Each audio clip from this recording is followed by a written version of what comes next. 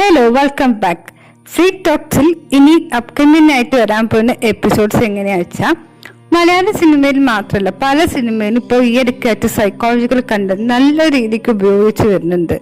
അതിന്റെ ഒരു ഡീറ്റെയിലൈസേഷനും കുറച്ചും കൂടി സൈക്കോളജിക്കൽ ആയിട്ടുള്ള ഒരു രീതിക്ക് ആ സബ്ജക്റ്റ് അവരെങ്ങനെ ഉപയോഗിച്ചിട്ടുണ്ട്, അതിന്റെ ഒരു ബ്യൂട്ടിഫിക്കേഷൻ എവിടെയൊക്കെയാണെന്ന്, അതായത് അങ്ങനെയൊക്കെ ഒരു ചർച്ച ചെയ്യുന്ന വീഡിയോസ് ആയിരിക്കും. അങ്ങനെ തുടങ്ങുമ്പോൾ ഹോം 2021 മലയാളത്തിൽ പുറത്തിറങ്ങിയ ഒരു സിനിമയാണ് അത്.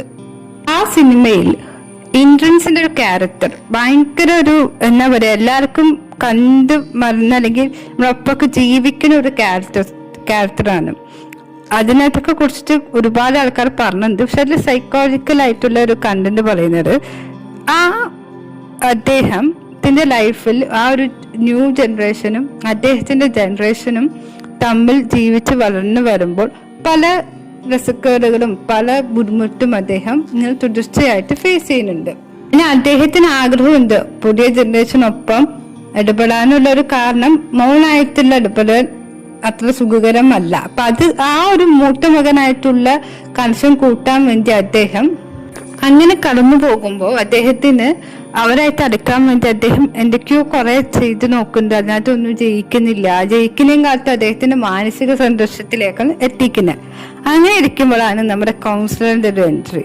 വിജയ് ബാബുവിന്റെ ക്യാരക്ടർ നല്ല രീതിക്ക് വളരെ ആപ്റ്റായിട്ട് ചെയ്തിരിക്കുന്ന ഒരു, അതായത് അദ്ദേഹത്തിന്റെ ഇമോഷൻസ്, കൗൺസിലറിന്റെ ആ ഒരു കാര്യങ്ങൾ ഇങ്ങനെ പറയുമ്പോൾ, അതാണ് ഈ കൗൺസിലിംഗ് പറയുമ്പോൾ നിങ്ങളൊക്കെ വിചാരിച്ചിരിക്കുക പോലെ വലിയൊരു കാര്യത്തിനല്ല, അതൊരു പ്രാന്തുള്ള ആൾക്കാരൊന്നല്ല സൈക്കോളജിക്കൽ അല്ലെങ്കിൽ കൗൺസിലർ, പ്രത്യേകിച്ച് കൗൺസിലിംഗിൽ പ്രതീക്ഷിക്കുന്നുണ്ട്. നിങ്ങൾ ലൈഫിൽ ഇങ്ങനെ കുഞ്ഞു വിഷമങ്ങൾ മാത്രം ഫേസ് ചെയ്യുന്ന കുറെ പേരുണ്ടാവും.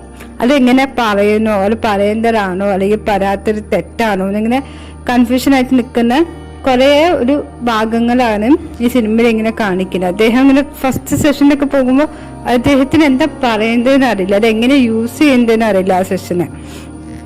ഇതൊക്കെ ശരിക്കും ഇപ്പോഴത്തെ കേരളത്തിൽ സംഭവിക്കുന്ന ഒരു കണ്ടന്റാണ്. ആ ഒരു കൗൺസിലിംഗ് പറയുമ്പോൾ തന്നെ പലരും ഞാൻ കേട്ട് മനസ്സിലാക്കാൻ ഞാൻ പറഞ്ഞു പ്രതിഫലിപ്പിക്കാൻ ശ്രമിച്ച ഭാഗങ്ങൾ കാണിച്ചിട്ടുണ്ട് എത്രയോ മനോഹരമായിട്ട്. അതായത് ഇങ്ങനെ കുഞ്ഞു കാര്യങ്ങളായാൽ പോലും അദ്ദേഹം അതിനു വേണ്ടി ഒപ്പം നിന്ന്, അതായത് അദ്ദേഹത്തിനൊപ്പം അദ്ദേഹത്തിന്റെ ഒരു സജഷൻ വെച്ചിട്ടാണ് ഒരു ആക്ടിവിറ്റി അവർ സെറ്റ് ചെയ്യുന്നത്. ഇപ്പൊ ഫോണിന്റെ ഒക്കെ കാര്യത്തില് കുഞ്ഞി ആ ഒരു മൗനത്തെ ഇടപെടുമ്പോൾ അദ്ദേഹത്തിന് വിഷമം വരുമ്പോൾ എങ്ങനെയാണ് അതിനെ ടാക്കിൾ ചെയ്യേണ്ടത്, അങ്ങനെയാണ് ശരിക്കും ഒരു കൗൺസിലിംഗ് ഒരു ലൈഫിൽ മെയിൻറ്റെയിൻ ചെയ്യാൻ പറ്റുക. അത് മാത്രമല്ല അദ്ദേഹം ഒരു സെഷനിൽ നിൽക്കുന്നില്ല, പല വട്ടമായിട്ട് ഈ സെഷനിലേക്ക് പോകും.